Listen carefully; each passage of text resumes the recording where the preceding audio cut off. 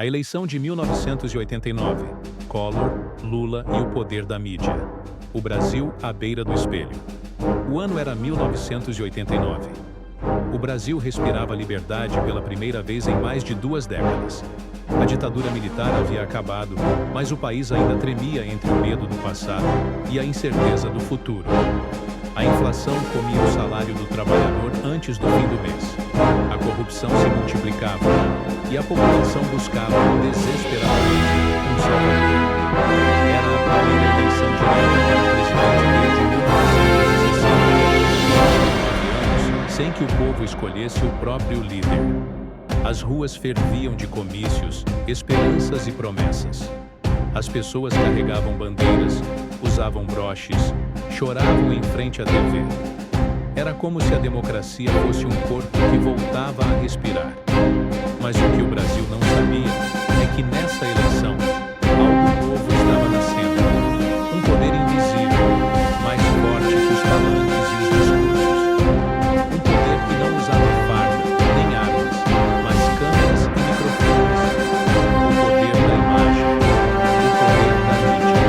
De um lado, Luiz Inácio Lula da Silva, o operário que veio do chão da fábrica, símbolo da esperança e da luta popular. Fernando Collor de Mello, o jovem governador alagoano que a televisão batizou de caçador de marajás. Imagem de modernidade, rigor e promessa de limpeza étnica. Em 1989, o Brasil não escolheu um presidente. Escolheu um espelho. E nele, viu refletida a própria alma. Dividida, manipulada, emocionada. Essa é a história de como uma eleição mudou o destino do país. De como a televisão transformou um político em mito e um mito em presidente. De como o Brasil, entre a pobreza e o progresso, votou não só com o dedo, mas com o olhar. O fim da ditadura e o nascimento da esperança. O Brasil chegou a 1985 cansado. Foram 21 anos de censura, medo e silêncio. A ditadura militar, que prometeu a ordem e o progresso, deixaram o país sufocado, endividado e. A economia desmoronava. Os salários evaporavam diante da inflação. E a sociedade clamava por algo que parecia simples, mas que havia se tornado um luxo: votar. As diretas já incendiaram as ruas em 1984. Milhões de pessoas, de todas as classes e ideologias, tomaram avenidas com cartazes, lágrimas e esperança. Queriam o direito de escolher o próprio presidente, algo que o regime havia roubado. Mas o Congresso rejeitou a emenda Dante de Oliveira e o povo assistiu frustrado à continuação de um sistema que decidia por ele. Ainda assim, a maré era irreversível. A abertura política começou. Tancredo Neves foi eleito indiretamente, mas morreu antes da posse. Houve a José Sarney, ex-aliado da ditadura, conduzir a transição. O país entrou nos anos 80 tentando conciliar o passado autoritário com o desejo democrático. Mas a liberdade recém-conquistada veio acompanhada de um caos sem precedentes. A inflação passou dos 1000% ao ano. As filas nos supermercados eram um retrato do desespero. O poder de compra desaparecia em questão de dias.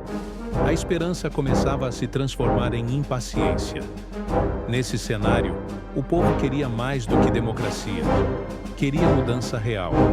E foi nesse clima de urgência que o Brasil começou a se preparar para as eleições de 1989. A primeira em quase 30 anos. A televisão, recém-democratizada, tornou-se um novo palanque. O rádio, que havia sido a voz do regime, cedia espaço às unanimidades das campanhas eleitorais. E ali, diante de câmeras e microfones, o país voltava a falar. Voltava a se ver. Os políticos acostumados aos bastidores descobriram que a imagem valia mais que o discurso, o carisma mais que a ideologia, o sorriso mais que a proposta. A democracia voltava, mas de um modo novo, mediada pela lente da mídia. Enquanto a esperança voltava a tomar forma, ninguém imaginava que, por trás da euforia, uma nova forma de manipulação começava a nascer.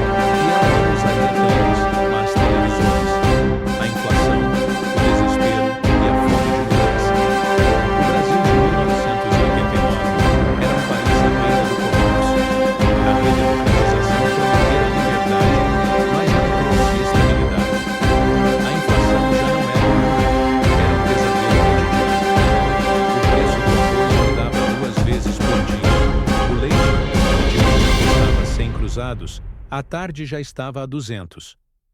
As pessoas corriam ao supermercado assim que o salário caía na conta, comprando o que podiam antes que o dinheiro perdesse valor. Nos mercados, os funcionários trocavam as etiquetas com uma velocidade absurda. Nos ônibus, a conversa era sempre a mesma. O dinheiro não vale nada. Nas filas, a raiva crescia junto com o medo.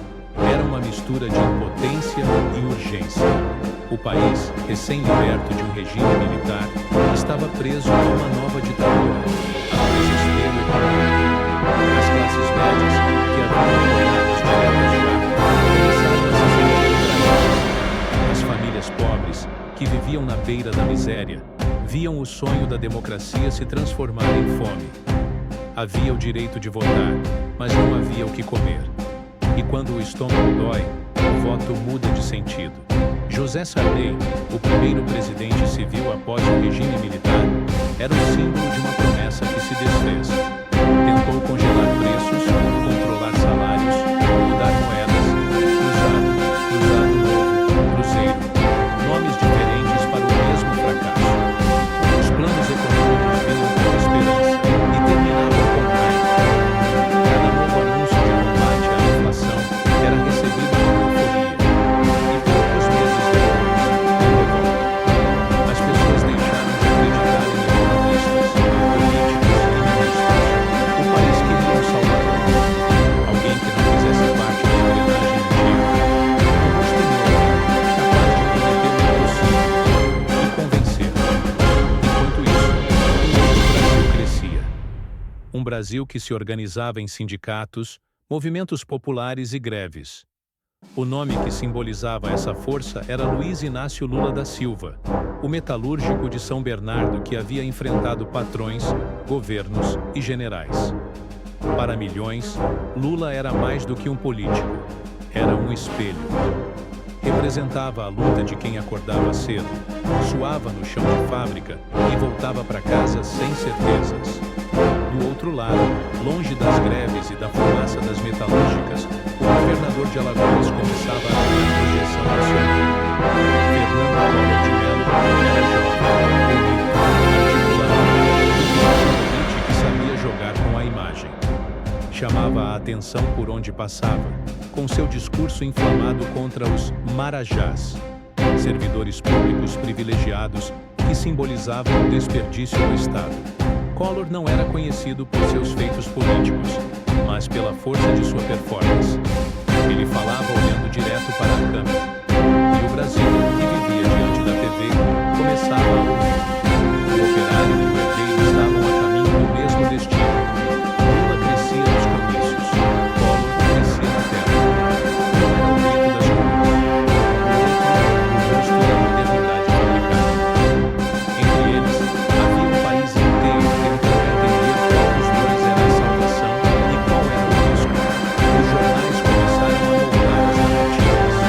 As revistas estampavam Collor, o homem novo da política. A televisão mostrava como alguém acima da sujeira dos partidos. Lula, por outro lado, era retratado como um radical, perigoso, incerto. A elite tremia diante da ideia de um ex-operário no poder. Os pobres, pela primeira vez, sentiam que alguém os representava. Era uma eleição que ultrapassava a política. Era uma disputa de mundos. O Brasil da fábrica contra o Brasil da vitrine. O país real contra o país da imagem. Em cada esquina, em cada bar, em cada fila de banco, o assunto era o mesmo. Você vai votar em quem? A pergunta não era simples, porque naquele ano, escolher um candidato era escolher o tipo de Brasil que se queria viver. Collor, o príncipe da imagem, e o Brasil da esperança. Fernando Collor de Mello surgiu para o Brasil como uma aparição. Jovem, confiante, com o cabelo penteado para trás e a postura de quem acreditava que o país precisava de um novo tipo de herói. Em 1989, ele era o rosto perfeito para um país cansado da política tradicional. Bonito, atlético, articulado, falava com convicção e olhava direto para as câmeras, como se falasse com cada brasileiro pessoalmente. A televisão o amava.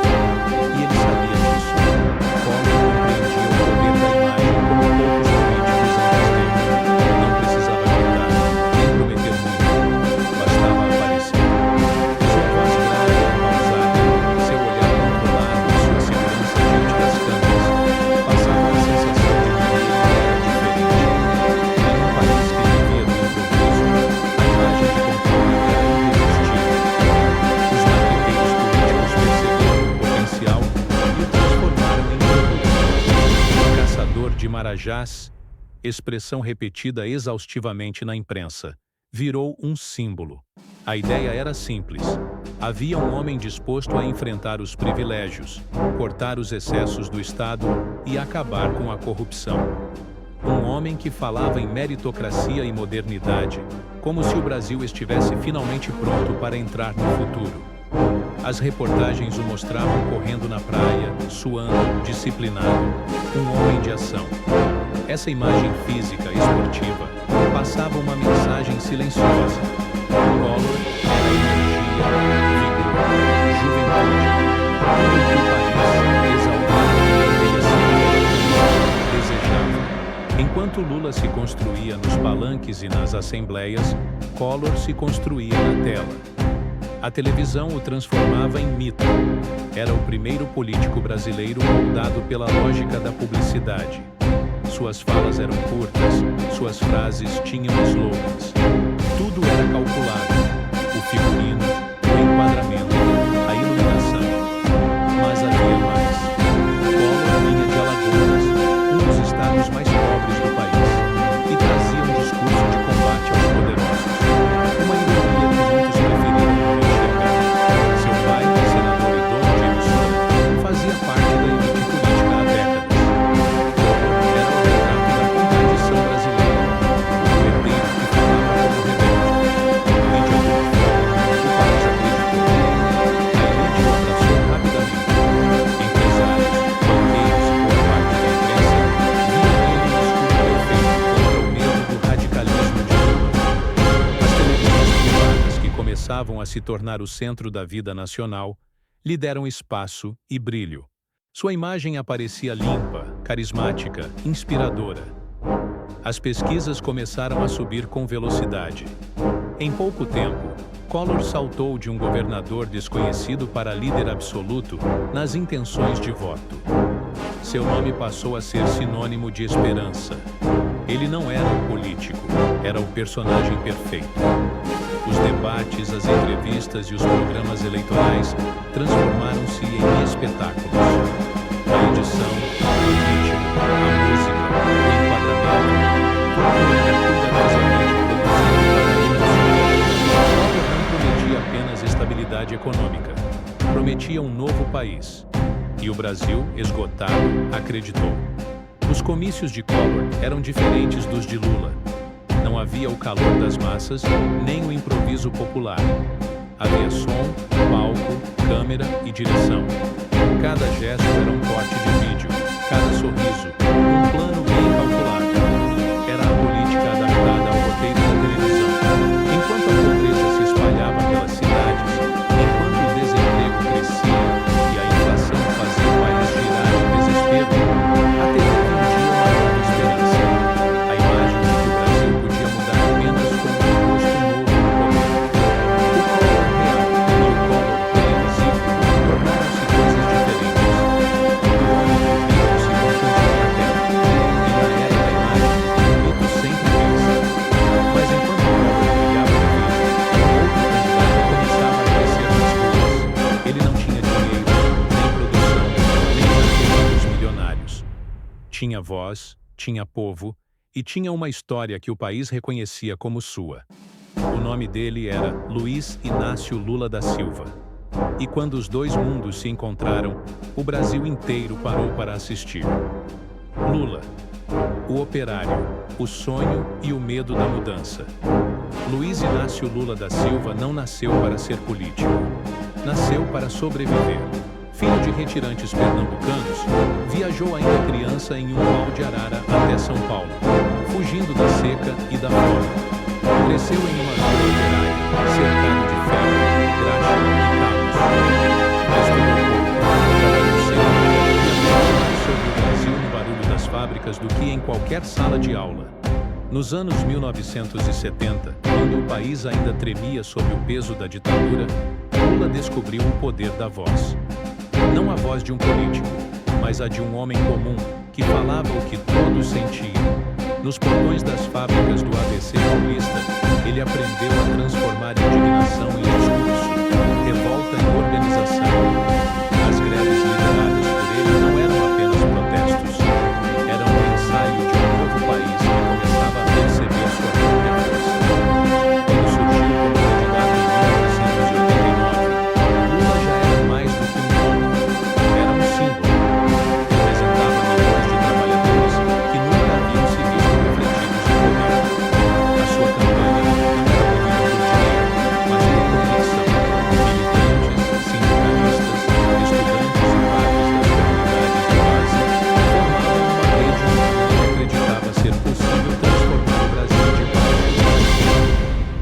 trajetória de Lula comovia, mas também assustava. A elite política e econômica olhava para ele com desconfiança. Um operário no Palácio do Planalto parecia um desafio à ordem natural das coisas. A imprensa o tratava com reservas, os bancos o viam como ameaça, e as classes médias, fragilizadas pela crise, começaram a se dividir entre a esperança e o medo. O discurso de Lula era direto, inflamado e humano. Falava de fome, desigualdade, moradia, dignidade. Denunciava o abandono dos pobres, o privilégio dos ricos, prometia um governo. Em seus comícios, não havia luzes, nem palcos grandiosos, mas havia emoção. Ele falava com o corpo, com as mãos, com o olhar. E as pessoas choravam. Mas o mesmo carisma que o fazia crescer nas ruas, o tornava vulnerável nas telas. A televisão não perdoava a emoção bruta. A imagem de Lula era intensa, verdadeira, mas sem polimento. E num país que começava a ser treinado pela linguagem publicitária, isso seria usado contra ele. Os marqueteiros de Collor viram no Lula um oponente ideal, forte, mas temido, popular, mas imprevisível. Bastava mudar o medo, mostrar o operário não como símbolo da esperança, mas como um fantasma da desordem. O discurso do medo, embalado pela medicina e repetido nos noticiários, começava a criar forma. Enquanto Collor prometia modernidade, Lula falava de justiça. Enquanto um perdia o futuro, anunciava o presente. Eram dois Brasis se enfrentando, o das vitrines e o das calçadas. No início, poucos acreditavam que Lula pudesse chegar ao segundo turno. Mas o que se viu foi um fenômeno popular sem precedentes. A cada comício, multidões cresciam. De cidades pequenas a capitais, o povo vestia vermelho, levantava bandeiras e acreditava. O país que nunca tivera voz estava finalmente gritando. Nos últimos meses de campanha, a disputa se transformou em algo maior que uma eleição.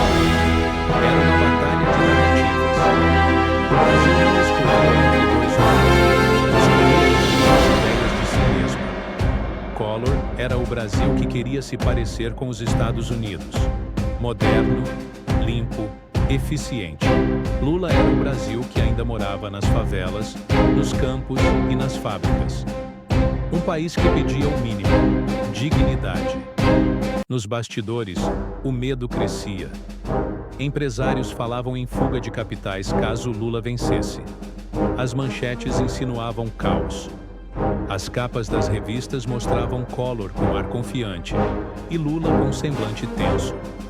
Os programas eleitorais refletiam essa diferença.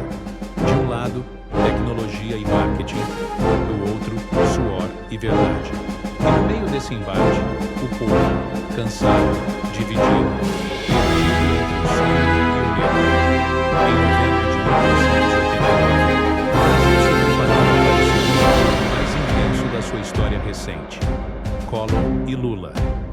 O príncipe da televisão contra o operário da esperança. O discurso da ordem contra o grito da mudança. O país inteiro estava diante de uma tela.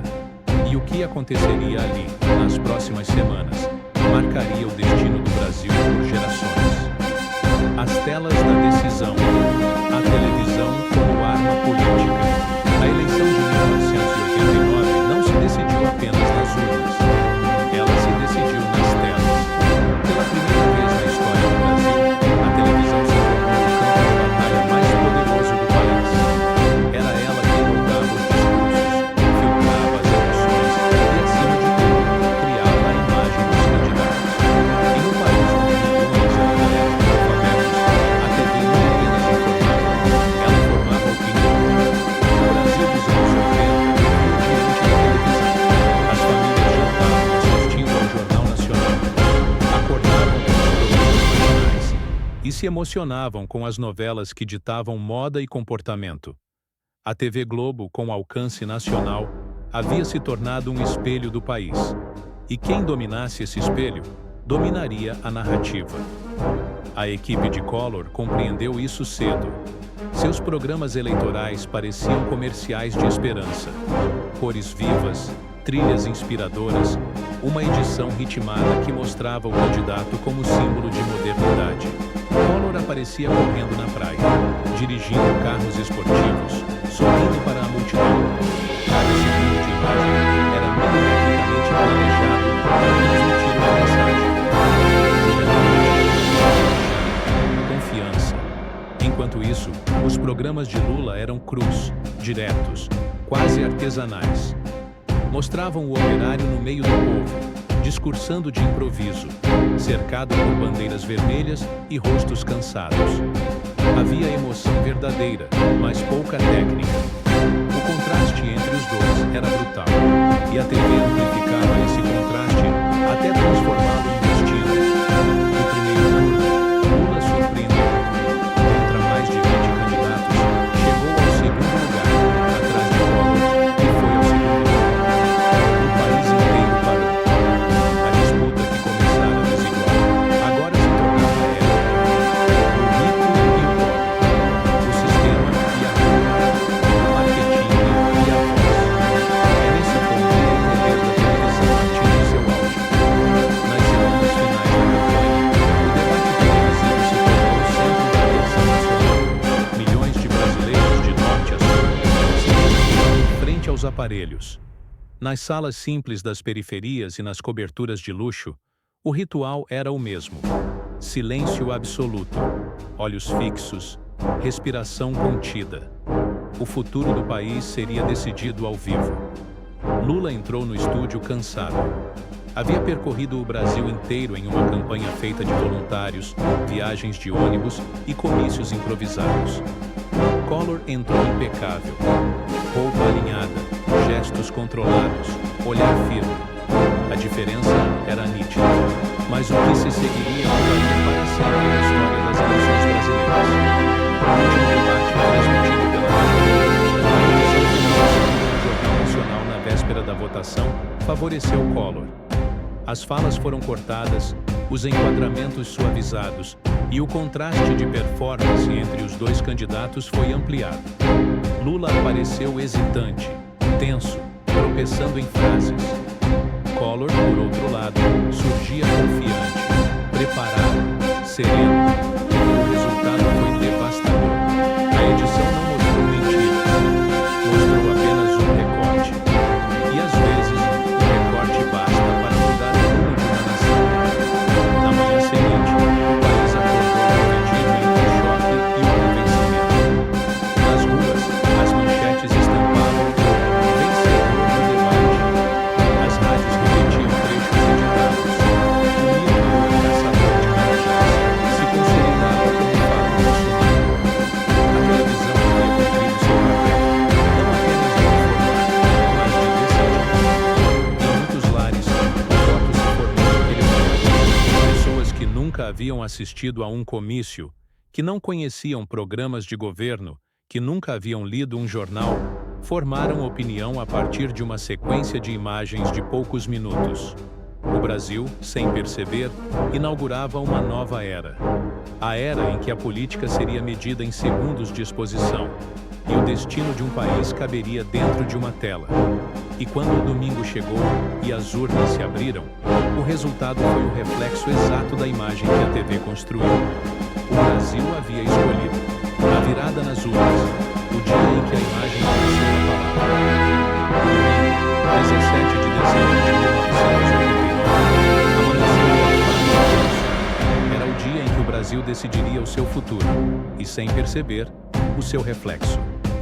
As filas se formaram cedo diante das urnas. Homens e mulheres com roupas simples, paletós amassados, vestidos gastos, carregavam no rosto uma mistura de esperança e cansaço. Era o primeiro voto direto para presidente em quase 3 décadas.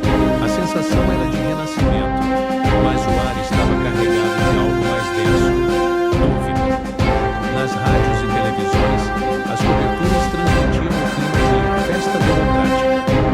O país se olhava no espelho da liberdade e via uma imagem nova, a do cidadão comum com poder de escolha.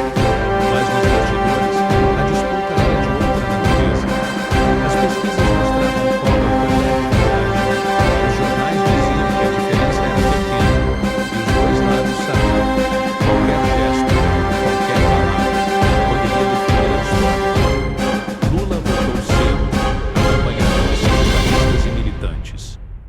povo o aplaudia, chamando-o de nosso presidente. Collor votou depois, cercado por câmeras, flashes e repórteres. Sua imagem, controlada e confiante, parecia sair diretamente de um roteiro.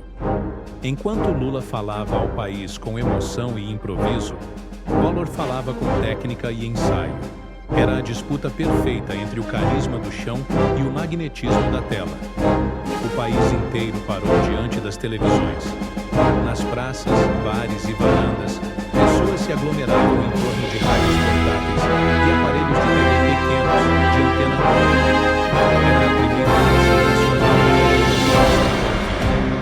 A cada boletim, o coração do país batia mais rápido. Quando as primeiras parciais começaram a sair, a esperança de milhões se transformou em silêncio. Collor disparava na frente. Em Alagoas, em São Paulo, no Rio, o caçador de marajás avançava. No Nordeste e em parte do Sul, Lula resistia, mas a diferença crescia voto a voto. A cada atualização, os repórteres anunciavam o inevitável. O Brasil estava prestes a eleger seu primeiro presidente civil após a ditadura.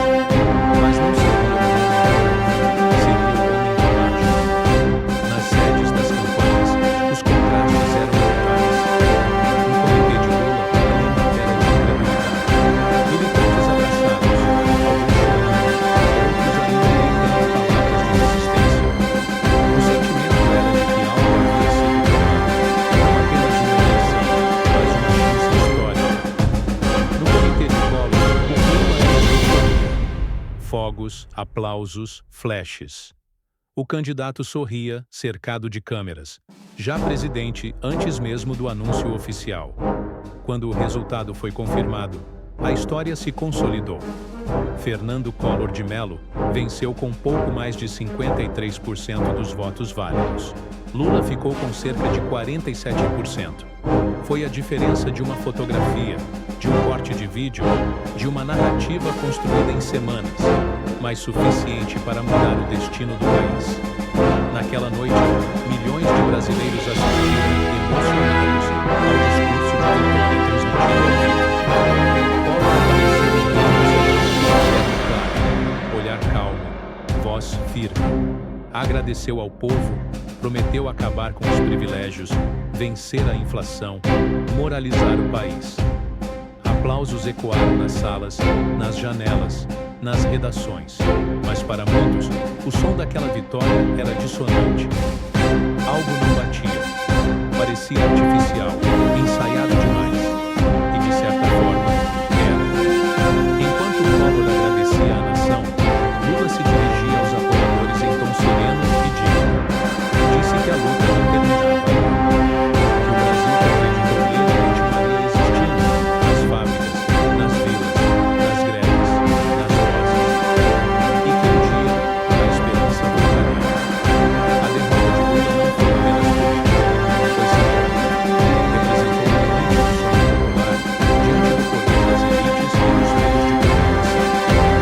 Representou o momento em que o país entendeu, talvez pela primeira vez, que a democracia podia ser livre, mas ainda assim manipulada.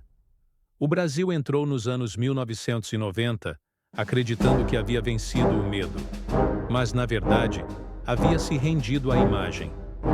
A esperança não morreu, apenas ficou em silêncio. E aquele silêncio, profundo e persistente, voltaria a ecoar nas décadas seguintes. O governo Collor, promessas, poder e o início do fim. O dia da posse de Fernando Collor de Mello, em 15 de março de 1990, foi tratado pela imprensa como o início de uma nova era. As ruas de Brasília estavam tomadas de bandeiras, repórteres e expectativas. O Brasil, finalmente, tinha um presidente jovem, civil, moderno e eleito pelo voto direto. O país acreditava que depois de décadas de ditadura e crise, um novo ciclo começaria.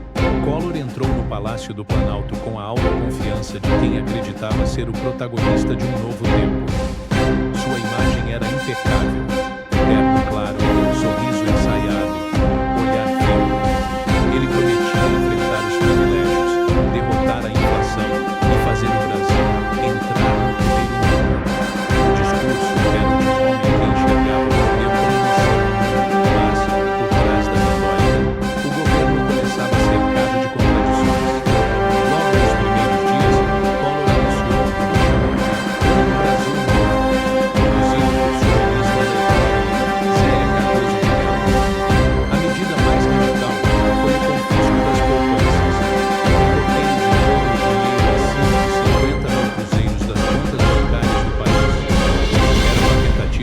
desesperada de conter a inflação, que já ultrapassava os 80% ao mês. O impacto foi devastador. Milhões de brasileiros perderam suas economias da noite para o dia. Pequenos empresários quebraram. Aposentados entraram em desespero. Famílias viram o trabalho de décadas desaparecer num decreto. O que era esperança transformou-se em revolta. As manchetes, que antes exaltavam o caçador de Marajás, agora exibiam filas em bancos, protestos e rostos de incredulidade. Collor respondeu com arrogância, chamava os críticos de derrotistas, dizia que o país precisava de sacrifício. Sua fala era ensaiada, sua imagem controlada, mas o carisma começava a rachar. O homem que prometera combater os Marajás passou a ser visto como um novo tipo de privilegiado. Um presidente distante, blindado por um palácio e cercado de assessores e empresários, que aos poucos revelavam o verdadeiro rosto do poder. A inflação cedeu por alguns meses, mas voltou com força. A economia não reagia. O desemprego crescia. O país começou a perceber que a modernidade prometida era apenas um reflexo, bonito, mas vazio. O caçador de Marajás tornou-se ele mesmo o alvo das suspeitas. Enquanto isso, nos bastidores, o governo se alimentava do fisiologismo que jurava combater. Cargos, favores, contratos. A elite política que Collor dizia desprezar estava mais uma vez sentada à mesa, mas a televisão ainda sustentava a ordem. As aparições do presidente eram cuidadosamente planejadas. Discursos bem iluminados, caminhadas controladas, closes de confiança. Ele ainda era, na tela, o símbolo da eficiência e do progresso. Fora dela, o país afundava em frustração. O contraste começou a crescer. A mídia que o havia criado aos poucos começou a se afastar. O público que o aplaudia começou a vaiar. O rosto de Collor, antissímbolo da juventude e do futuro, agora estampava capas de revistas como o retrato da decepção. No Congresso, as primeiras denúncias de corrupção começaram a surgir. O nome de Paulo César Farias, ex-oficial da campanha de Collor, apareceu em esquemas de desvio de dinheiro e financiamento ilegal. O escândalo se espalhou como fogo, e o mito começou a ruir. Nos jornais, a palavra corrupção voltou a dominar as manchetes.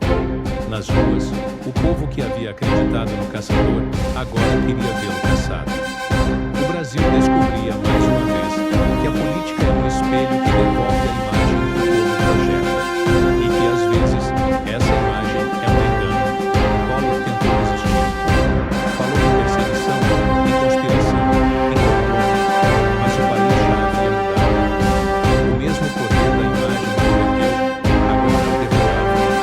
E quando as denúncias se transformaram em provas, quando a televisão mostrou os detalhes, os cheques, as contas, os nomes, não havia mais como voltar.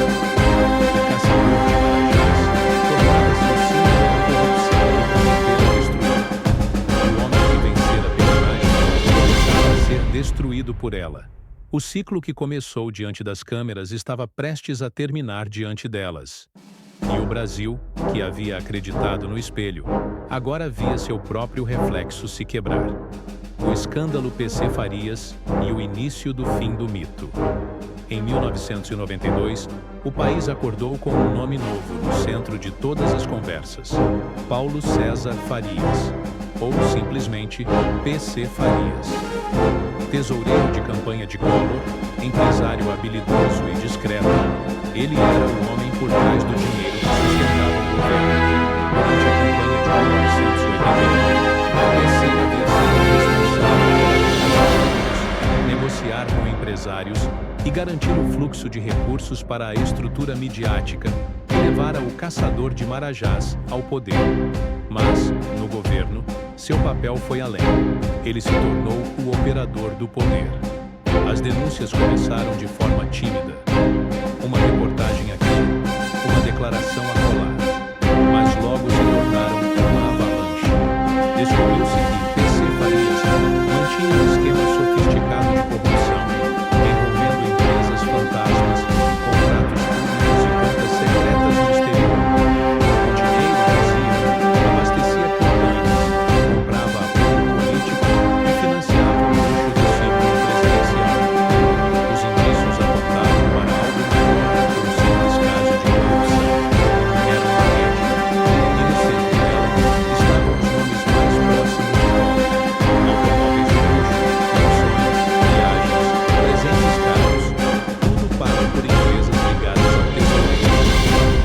candidatura de PC crescia nos noticiários como uma sombra por trás do presidente. O governo reagiu com desprezo. Chamou as denúncias de invenções da oposição. Collor, ainda confiante, acreditava que o carisma e a imagem bastariam para resistir. Ele subestimou a força da opinião pública. O mesmo país que havia acreditado na sua pureza, agora exigia explicações. E dessa vez, a televisão não estava ao seu lado. Os jornalistas, antes reverentes, agora faziam perguntas cortantes. As manchetes deixaram de exaltar o jovem presidente e passaram a estampar corrupção, propina, favores. A imprensa, que havia construído o mito, agora o desmontava, imagem por imagem. A virada definitiva veio quando o próprio irmão de Collor, Pedro Collor de Mello, decidiu falar. Em entrevista exclusiva à revista Veja, revelou que PC era o verdadeiro administrador das finanças do presidente e que mantinha um caixa paralelo para uso do Planalto. As palavras caíram como bomba. O país assistiu, perplexo, a uma disputa fratricida no coração do poder. De repente, o Brasil inteiro sabia o que antes era sussurro. A figura do caçador de marajás virou piada. As pessoas começaram a usar nas ruas uma nova expressão: Marajá é ele. A ironia cortava fundo. Collor, o homem que prometera purificar a política, agora era o símbolo da sujeira que jurara combater. As investigações avançaram. Uma comissão parlamentar de inquérito, a CPI do PC Farias, foi criada no Congresso. E diante das câmeras, o país acompanhava cada depoimento como se fosse um capítulo de novela. Documentos, cheques, testemunhas. O roteiro judiciário se desenrolava em tempo real. A imagem de Collor se deteriorava dia após dia. A cada edição do Jornal Nacional, a popularidade despencava. A cada manchete de jornal, mais vozes pediam o fim do governo. As ruas voltaram a se encher, não de esperança, mas de raiva. Foi nesse cenário que surgiu um novo símbolo: os caras pintadas. Jovens, estudantes, filhos da geração que crescera acreditando na democracia, começaram a ocupar as avenidas com o rosto pintado de verde e amarelo. Carregavam cartazes, gritavam "Fora Collor" e pediam impeachment. As manifestações se espalharam como fogo. De Porto Alegre a Recife, o país inteiro almoçava nas ruas. A juventude que havia crescido diante da televisão agora a usava como aliada. As imagens dos protestos tomavam os noticiários e a pressão se tornava insuportável. Collor tentou resistir.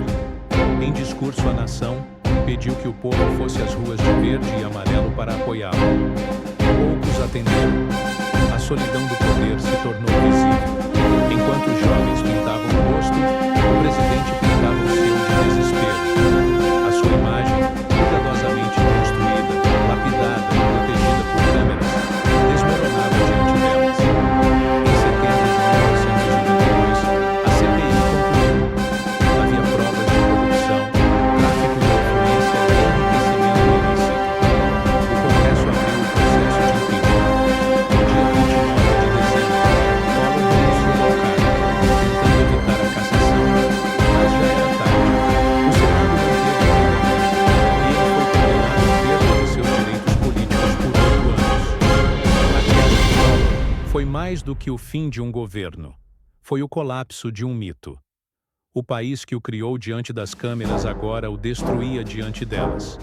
E o Brasil, mais uma vez, aprendeu, da forma mais amarga possível, que a esperança pode ser manipulada e que a imagem, quando vira mentira, cobra seu preço. O impeachment e a volta do povo às ruas. O ano era 1992. O Brasil fervia de novo. Mas dessa vez o grito nas ruas não era de esperança, era de indignação. As praças, as avenidas e os campos universitários se tornaram palcos de um movimento que mudaria a história recente do país. O impeachment de Fernando Collor de Mello.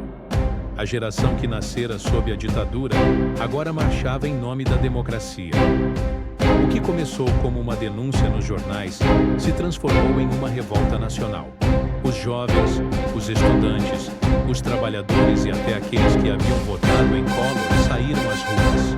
O símbolo dessa nova luta era simples e poderoso: o rosto pintado de verde e amarelo. Os caras pintadas tornaram-se o retrato de uma juventude que não aceitava mais ser enganada. Suas vozes ecoavam por todo o país, e a televisão, que antes havia servido ao poder, agora o explorava. As manifestações começaram tímidas, mas em poucos dias se multiplicaram. Nas grandes cidades, milhares marchavam com faixas e tambores, pedindo "Fora Collor". Em Brasília, a esplanada dos ministérios virou bar de gente. No Rio, as avenidas se encheram de gritos, batidas e lágrimas. Em São Paulo, o Largo São Francisco, berço da resistência estudantil, renascia como símbolo do poder civil. Era um espetáculo de cores, som e fúria. E dessa vez, a televisão não conseguia ignorar. Os noticiários, que em 1989 haviam editado debates e moldado discursos, agora mostravam o povo em sua forma mais crua, indignado, consciente, exigindo justiça. A lente, antes cúmplice do mito, se tornava o espelho da sua ruína. O Congresso sentia o peso das ruas.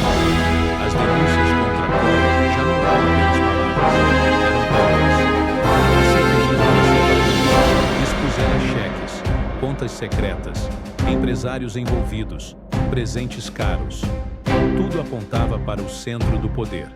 O discurso do caçador de Marajás havia se transformado em farsa, e o Brasil não perdoa farsas. No Palácio do Planalto, Collor tentava resistir. Pálido, abatido, seu semblante já não lembrava o homem seguro que conquistara o país 3 anos antes. Fez discursos à nação pedindo calma, dizendo ser vítima de perseguição, afirmando que era inocente. Mas o tempo das palavras havia passado. A multidão já não acreditava. Em setembro, o processo de impeachment foi aprovado pela Câmara dos Deputados com votação esmagadora. As imagens da sessão correram no país. Deputados choravam, abraçavam-se, levantavam cartazes. A democracia, ainda jovem, mostrava sua força. Na manhã de 29 de dezembro de 1992, Fernando Collor tentou uma última manobra. Enviou ao Congresso sua carta de renúncia, acreditando que, assim, evitaria a cassação.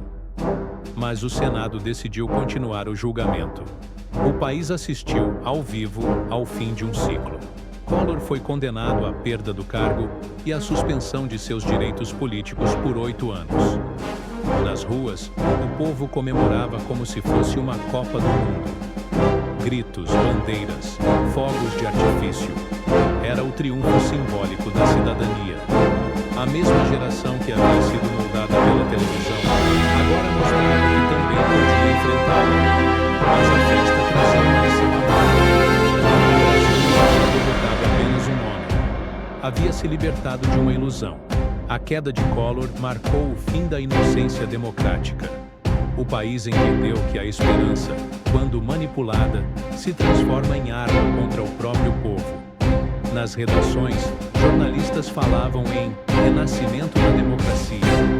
Nas universidades, professores explicavam o impeachment como vitória institucional. Nas ruas, as pessoas repetiam uma frase que resumia tudo: o povo acordou. O que poucos percebiam é que o Brasil não acordara. Apenas mudaram de som.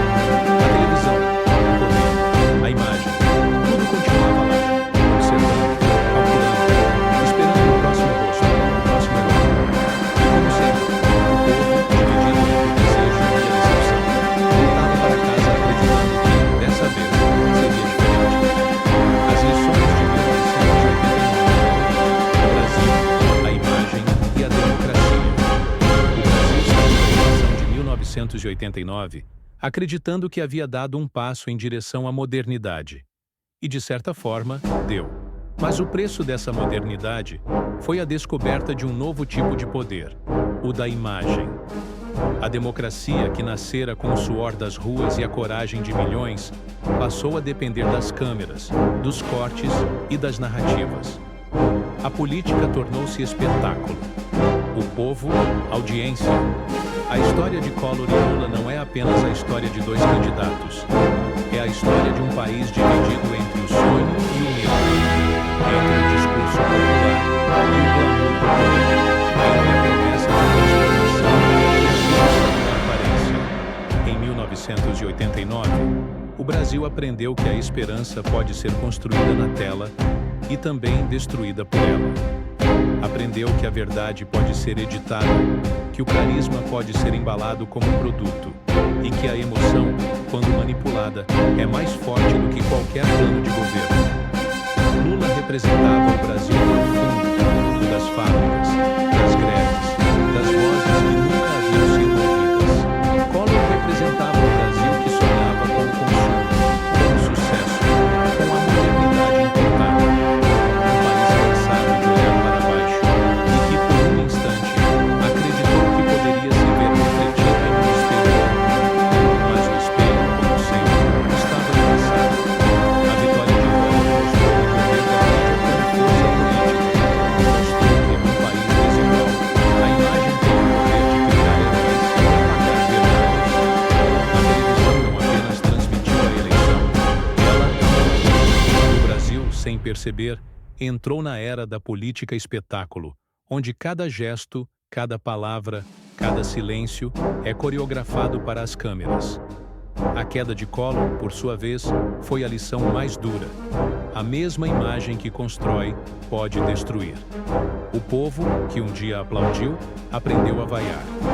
E a televisão, que um dia o glorificou, transmitiu sua queda ao vivo, sem cortes, sem edição. Mas há algo de grandioso nessa contradição, porque apesar das manipulações, das farsas e das ilusões, o Brasil provou que o povo ainda tem poder. Quando as ruas se encheram de quando a juventude tomou o espaço público e exigiu dignidade, a democracia renasceu, mais consciente, mais desconfiada, mais viva. O país aprendeu que liberdade não é apenas o direito de votar, mas o dever de questionar. Que democracia não é apenas uma eleição, mas uma vigilância constante. Que toda imagem carrega uma intenção. E Lula perdeu aquela eleição, mas não foi derrotado. Voltaria anos depois, com o mesmo sotaque, o mesmo olhar, a mesma convicção. Voltaria como presidente de um país que, enfim, reconheceria sua própria história. Collor, o homem da imagem, desapareceu das sombras do poder que o criou. O homem da palavra, reapareceu das ruas que nunca o abandonaram. E o Brasil, entre um e outro, entendeu que seu destino sempre foi o reflexo do que sua mente revela e do que escolhe esquecer. O Brasil de 1989, ele está em cada campanha, em cada debate, em cada manipulação disfarçada de notícia. Está na forma como as redes sociais hoje repetem, com novas cores, o mesmo jogo de ilusões. Mudaram os rostos, os slogans, as telas, mas o roteiro continua o mesmo. A democracia brasileira é um espelho rachado, e mesmo assim é tudo o que temos. Porque, no fim, o Brasil não é o que aparece na TV. O Brasil é o que ainda resiste fora dela. Nas ruas, nas vozes, nas histórias que não se deixam editar.